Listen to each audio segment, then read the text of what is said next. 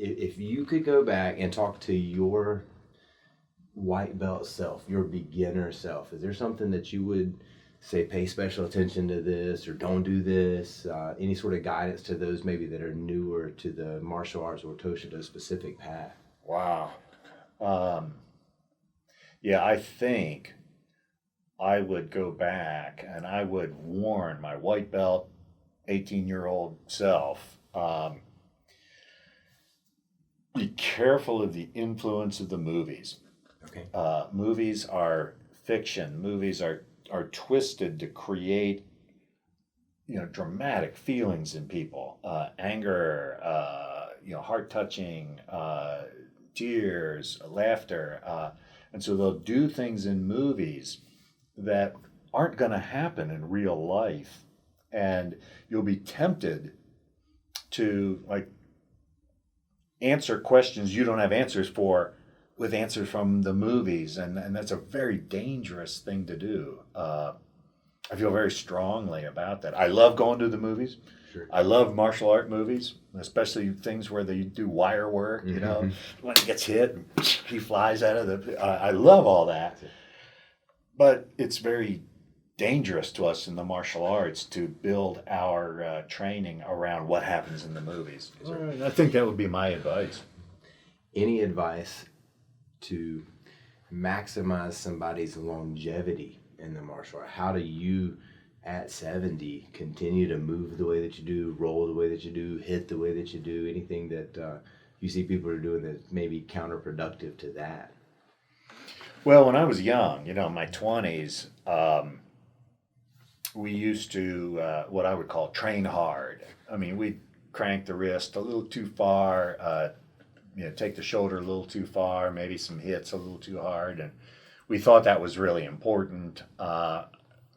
Maybe it was to go through that. But boy, a lot of people have dropped out over the years. Wrist is no longer usable. It can't make a tight fist anymore.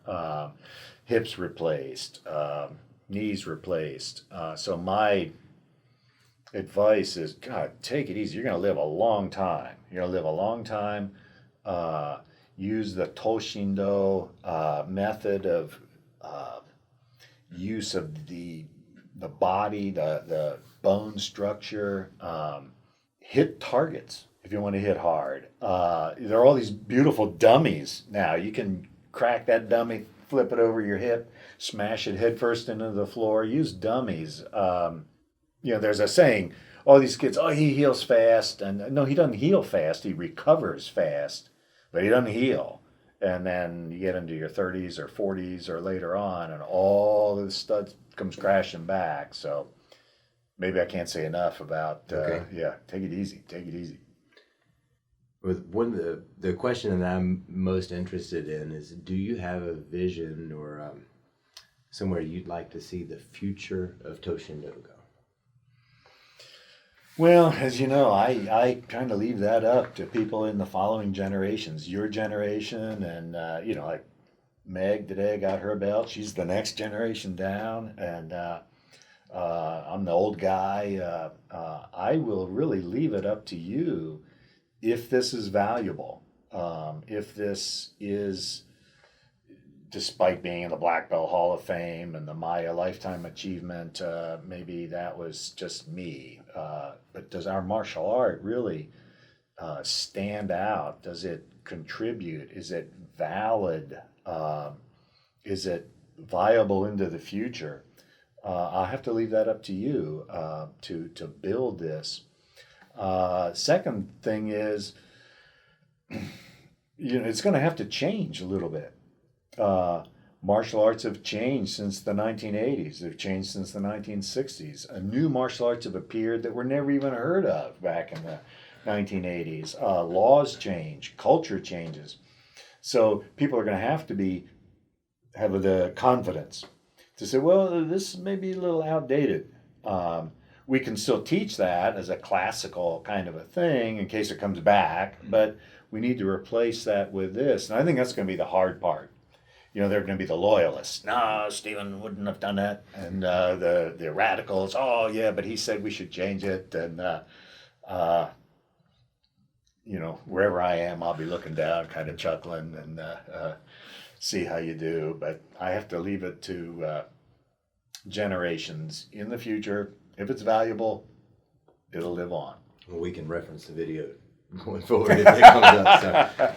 So, one last question. If we've got somebody out there watching and they're considering doing a martial art and they're considering To-Shin Do, is there anything that you would say to maybe help sway their opinion one way or the other?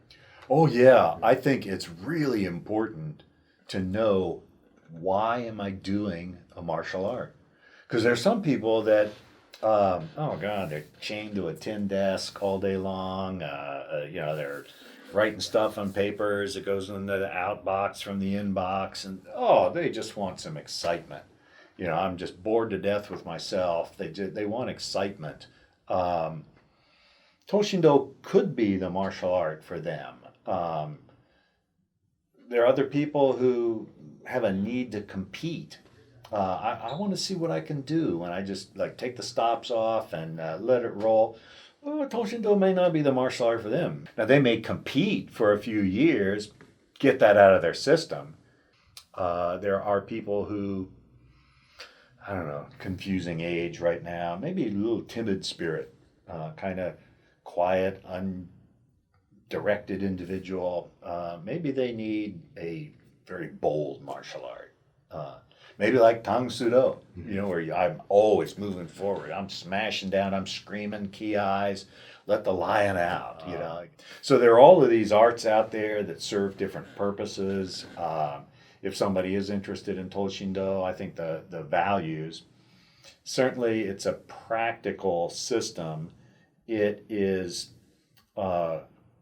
honest, it's realistic with its physical techniques. Something we can do as we get older. I think the sense of community in the To-Shin Do dojos, and we have several events. You have me down several times a year, and other people come in, and instant rapport. You come up here and train, instant rapport. I think we have created a culture of good feeling, compassionate, helper type of people. So I think that's going to appeal to certain individuals. And conversely, somebody who just maybe feels a little timid or passed by, or maybe lives in a dangerous area. No, I want to be a bad boy. I want to be a bad boy. I don't know that To-Shin Do is really a bad boy martial art. So they may pick another art that would satisfy that need. And then, two, if they get involved in teaching To-Shin Do, even coaching, even a coach or a trainer, it's a way to give back. But a very interesting role to play in the dojo. I'm helping to encourage new ones who are coming in, and we may find that by coaching and being a trainer, being a teacher, I get the real reward from sharing this. Absolutely. Well, I want to say thank you so much for taking the time to speak with us today. Everybody out there, thank you very much for watching. Stay tuned. We're going to have even more of these Masters of To-Shin Do interviews coming up. And until next time, Ninja Every Day.